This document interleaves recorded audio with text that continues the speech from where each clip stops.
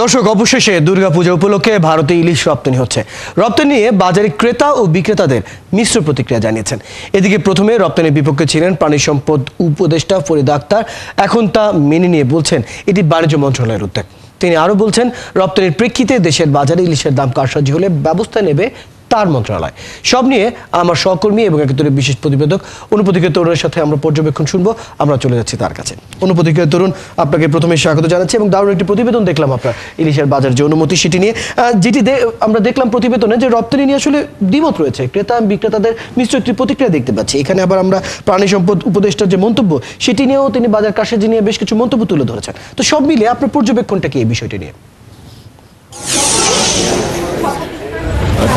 প্রথম অবস্থায় কিন্তু সরকার বলেছিল যে ইলিশ মাছ রপ্তানি হবে না এবার। বিশেষ করে আপনি জানেন যে দুর্গাপূজার আগে বাংলাদেশের ইলিশের ব্যাপক চাহিদা থাকে ভারতে, বিশেষ করে পশ্চিমবাংলায়, এবং পশ্চিমবাংলার ব্যবসায়ীরা কিন্তু শুরু থেকেই বলছিলেন যে ইলিশ মাছ দেওয়ার জন্য। তবে সরকারের যে সিদ্ধান্ত ছিল সেই সিদ্ধান্ত থেকে সরকার সরে এসেছে এবং সরে আসার পর সরকার সিদ্ধান্ত নিয়েছে ৩,০০০ টন ইলিশ ভারতে রপ্তানি হবে দুর্গাপূজার আগে। তবে এর ফলে আমরা যেটা দেখলাম যে বাজারে একটা বিরূপ প্রভাব পড়েছে এবং বেশ ইলিশের দামটা বেড়ে গেছে। প্রতি কেজিতে আমরা দেখলাম যে ২০০ থেকে ৩০০ টাকা পর্যন্ত বেড়ে গেছে। তবে একটু তথ্য আমি দিতে চাই যে গত ৫ বছর ধরে, বিশেষ করে ২০১৯-২০ অর্থ বছর থেকে ২০২২-২৩ অর্থ বছর পর্যন্ত ভারতে যে ইলিশ মাছ রপ্তানি হয়েছে সেই তার পরিমাণ হলো ৫,৫৯৮ টন।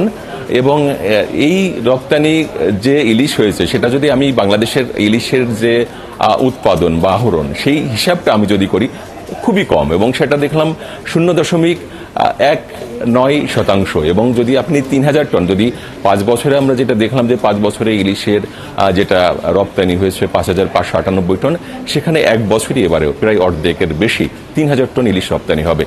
এই যে ৩,০০০ টন, এই ৩,০০০ টনও কিন্তু আমাদের বার্ষিক যে উৎপাদন সক্ষমতা বা উৎপাদন হয় বা আহরণ হয় যেটা আপনি বলেন, সেটা হলো 0.16%। সুতরাং আমাদের একদিনের ইলিশের যে চাহিদা তার 1/3 সুতরাং বাজারে কিন্তু প্রভাব পড়ার কোনো কথা না। আপনি যেটি আগেও বললেন বা আমরা দেখলাম যে মৎস্য প্রাণী সম্পদ উপদেষ্টা তিনি যেটি বললেন যে বাজারে ইলিশের দাম বাড়বে না, কিন্তু এর মধ্যে আমরা দেখলাম ইলিশের দামটা বেড়ে গেছে এবং বাজারে বেশ একটু প্রভাব পড়ছে। ব্যবসায়ীরা কিন্তু এই অজুহাতেই ইলিশের দামটা বাড়াচ্ছে। তারা বলছে যে ইলিশ রপ্তানি হয়ে গেল সব। আসলে কিন্তু বিষয়টা এমন না।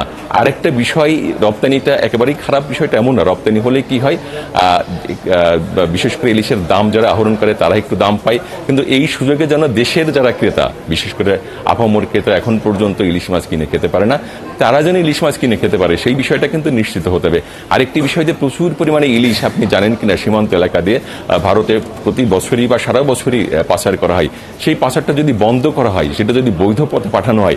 আরেকটি বিষয় আমি আপনাকে পরিষ্কার করতে চাই, সেটা হলো যে ভারত কোনো কিছু চাইলে সেটা যদি না দেওয়া হয়, পরবর্তীতে তার যে পণ্য বাংলাদেশে আসে সেইটা সে বন্ধ করে দেয়। আপনি ইলিশ দিবেন না, সে পেঁয়াজটা বন্ধ করে দিবে, রসুন বন্ধ করে দিবে, আদা বন্ধ করে দিবে, তখন দেখা গেল এই পণ্যগুলোর দাম বেড়ে যাবে। সুতরাং সরকারের যে সিদ্ধান্ত, সেটা বাজারে অনেকে বলছে সঠিক সিদ্ধান্ত, ইলিশ রপ্তানি হতে পারে যত দুর্গাপূজার আগে, কিন্তু সেই রপ্তানি সুযোগটা যেন কেউ না নিতে পারে এবং যারা ভোক্তা তারা যেন কম টাকায় ইলিশ কিনে খেতে পারে, সেই বিষয়টা সরকারের নজরদারি বাড়ানো উচিত। ফয়সাল রয়েল, ধন্যবাদ। চমৎকারভাবে আপনার কাছ থেকে আমরা পর্যবেক্ষণ শুনে নিলাম। ধন্যবাদ সময়টুকু আজ আমাদেরকে দেওয়ার জন্য। দর্শক, আমাদের সাথে আমাদের সহকর্মী অনুপদিকে তরুণ যুক্ত হয়েছিলেন। দুর্গাপূজা উপলক্ষে যে ভারতে ইলিশ রপ্তানির যে প্রসঙ্গ সেটা নিয়ে যে দ্বিমত, এ নিয়ে যে মন্ত্রণালয়ের নানা প্রশ্ন, সেটি নিয়ে তার পর্যবেক্ষণটি আমরা জানছিলাম।